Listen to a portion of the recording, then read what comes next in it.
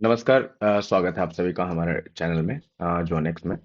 और आज फिर से हम सीए के कुछ बचे खुचे हिस्सों पे ध्यान देने वाले हैं, क्योंकि इसमें जितना कम ध्यान दिया जाए, मुझे लगता है, क्योंकि ये बात का तिल का ताड़ बनता जा रहा है।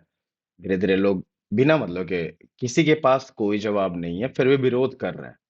कुछ कुछ लोग ही हैं बचे हुए, कुछ मीडिया कर्मी हैं, कुछ नेता हैं, कुछ सोशल मीडिया पे लड़ने वाले योद्धा हैं, जो सोशल मीडिया पे बस लड़ते हैं। तो इन्हीं लोगों को बस प्रॉब्लम है, और इन लोगों को सीए की जरूरत है नहीं। ठीक है, ये ऑलरेडी इंडियन सिटीजनशिप इनके पास है, तो ये उसका मजे ले रहे हैं। और जिनके पास नहीं है, आज एक वीडियो भी मिला है कि आप पहले वो वीडियो ही देख लो कि कैसे लोग प्रदर्शन कर रहे हैं। पहले देख लेते हैं, उसके बाद हम आगे बढ़ते हैं।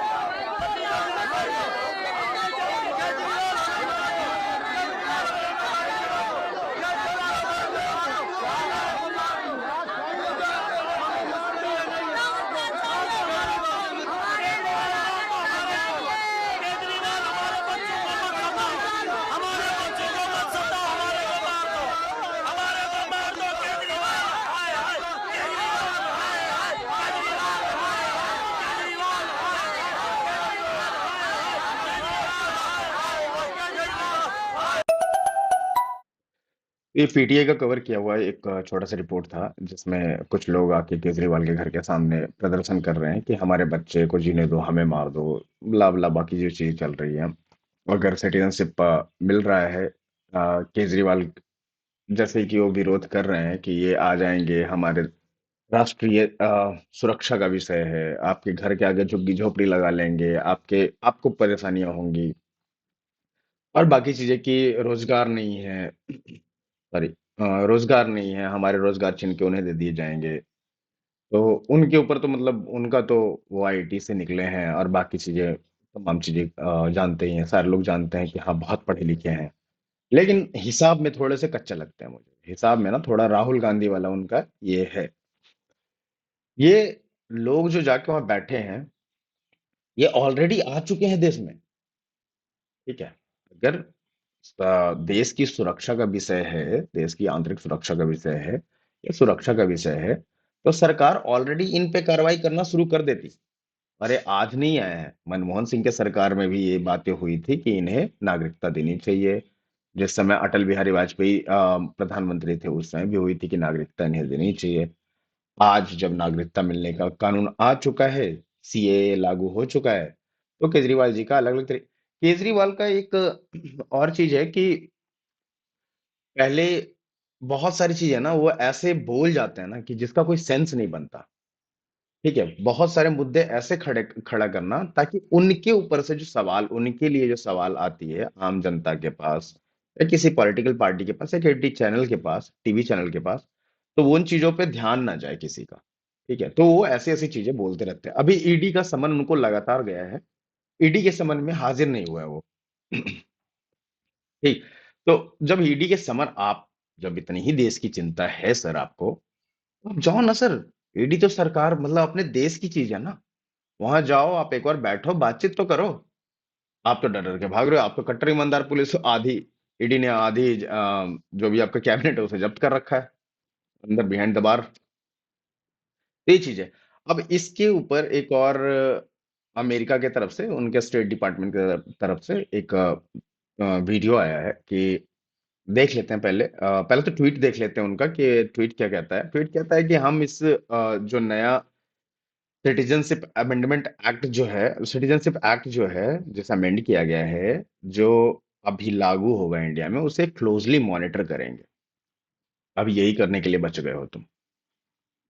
ठीक है, तुमसे इससे ज्यादा कुछ होगा भी नहीं। तुम्हें आते जाते हर कोई गाली दे रहा है, तुम उससे भी नहीं कुछ कर पा रहे, उससे भी कुछ नहीं कर पा रहे हो। तुम्हें उठ के पाकिस्तान गाली दे रहा है यार, अच्छा अड़ के गाली दे रहा है। करो ना यार, वहां कुछ करो, यहाँ क्यों लगे हो। ये हो गया। ये जो तो बैठे हैं वो नहीं मान रहे किसी का, किसी की नहीं सुनने वाले हैं। और एक जो तीसरा एस जयशंकर जी है ना, वो जाएंगे, फिर से तुम्हारे सारे लोग बैठे रहेंगे और एक लाइन बोलेंगे, तुम्हारी धज्जियां उड़ा देंगे, वापस आ जाएंगे। तो तुम उन्हें प्रो बनाते जा रहे हो धीरे धीरे। ये प्रैक्टिस करा करा के ना उन्हें प्रो बनाते जा रहे हो। और यही हाल होना है तुम्हारा। ये इंटरनल मैटर है इंडिया का। इसमें आपको इन चीजों पे आप अपने देश को देखो।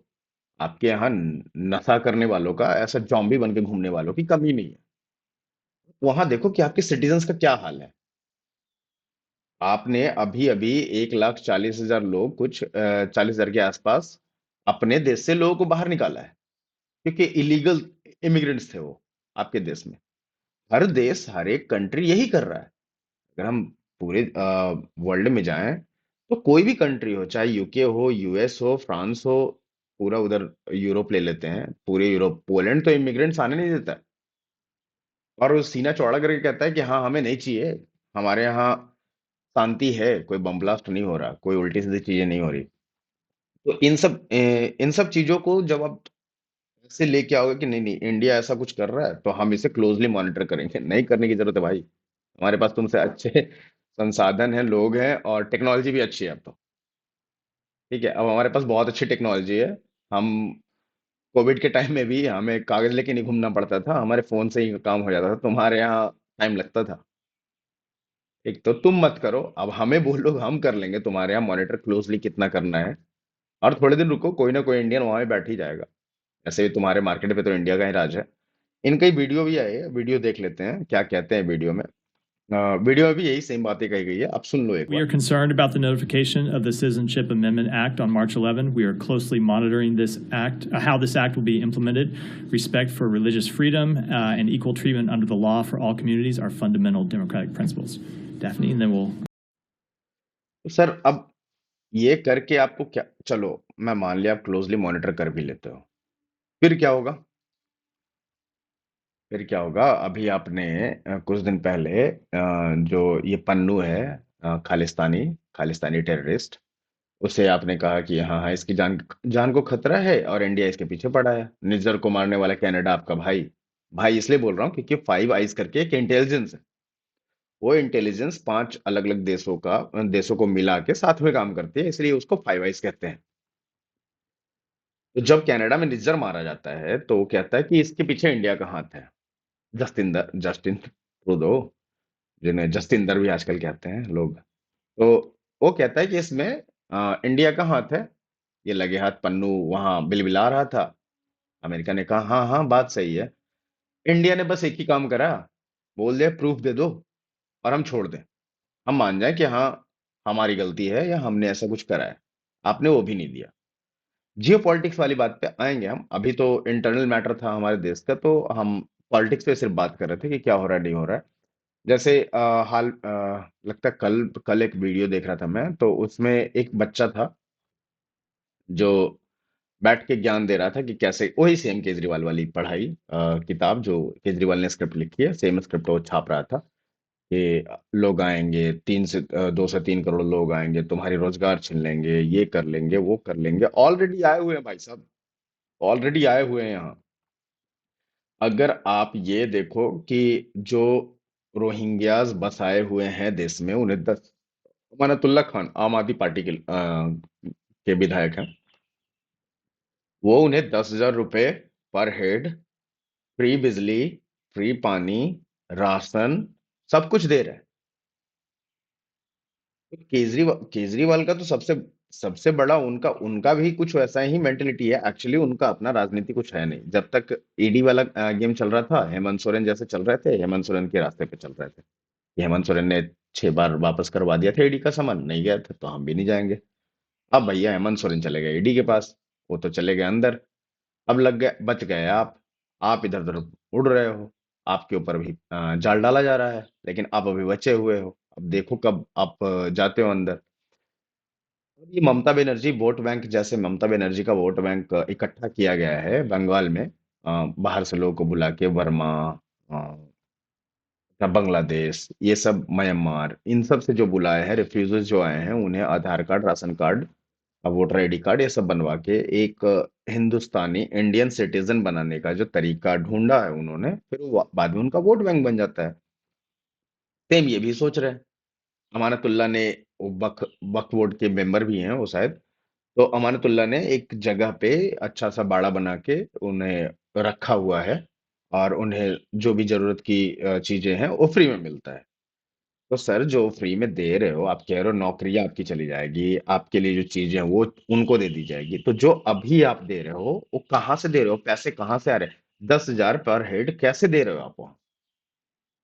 आप किसके पैसे दे रहे हो वहां पे? आप भी तो हमारे ही पैसे दे रहे हो, हमारे टैक्स के पैसे दे रहे हो। तो उन पैसों जो आप पैसे दे रहे हो वहां पे, उन अगर उससे प्रॉब्लम नहीं हो रहा है किसी को, कोई सवाल नहीं उठा रहा है, तो इससे आपको क्यों प्रॉब्लम होने लगा? अब जब आप कह रहे हो कि आपकी नौकरियां छीन ली जाएगी, तो हमारे तो खाने, हमारे पैसे तो वो छीन रहे हैं। आप उन्हें देना बंद करो, हमारे टैक्स के पैसे वहां देना बंद करो। आप देख लो, आप उसके बाद जब क्या होता है, वो आपको गाली नहीं देने लगे तो बताना। आप उन्हें दामाद जैसे बैठा के पाल पोस रहे हो, खिला रहे हो। खैर, ये राजनीति है। यहाँ गलत और सही नहीं होता, गलत और ज्यादा गलत होता है, दोनों में से एक चुनना होता है। अब लोग इतने समझदार हैं, लोगों के पास पावर है, हाथ में मोबाइल है, इंटरनेट है, लोग देखते हैं क्या होता है। और सीए से लेकर मैं ये भी कहना चाहूंगा कि अब इसे जितना खींचेंगे उतना ही खिंचता चला जाएगा, रोज एक दो आते ही रहेंगे। इससे बेटर है इस मुद्दे को अब खत्म कर दिया। जैसे फार्म प्रोटेस्ट को इस बार किसी ने कवर नहीं किया, तो फार्म प्रोटेस्ट शांत हो गया, ना केवल कोई इम्पैक्ट नहीं था पिछले बार की तरह। पिछले बार बहुत था, इस बार कुछ इम्पैक्ट नहीं था। वैसे ही सीईओ को भी अगर कवर ना किया जाए उतना जितना, क्योंकि सरकार चला रही है, वो रुकेगा है नहीं। आप कुछ भी कर लो, आप आके मतलब कहीं पे भी धरना देके बैठ जाओ जी, वो नहीं रुकना। वो रुक चुका 2000 बहुत पहले, वो 19-20 में लागू हो चुका था। आज तो मतलब आज इम्प्लीमेंटेशन चालू हुआ है, तो वो नहीं रुकना अब। तो उससे बेटर है कि इसे छोड़ दिया जाए। अब मुद्दा हम कल हम दूसरे मुद्दे के साथ आपको मिलेंगे एक नए वीडियो में। और आपसे आग्रह है, अनुरोध है कि हमारे चैनल को सब्सक्राइब करें, शेयर जरूर करें, लोगों तक पहुंचाएं, और उनसे भी सब्सक्राइब करवाएं। लाइक करें अगर कुछ आपको कमी या ज्यादा लग रही है, लग रहा है कुछ इम्प्रूव करना चाहिए या कुछ सही तरीके से करना चाहिए, हमें जरूर बताएं कमेंट करके। और उन चीजों को हम ध्यान में रखेंगे। तब तक के लिए फिर मिलते हैं नए वीडियो में, और तब तक के लिए नमस्कार, जय श्री राम। मिलते हैं फिर नए वीडियो में।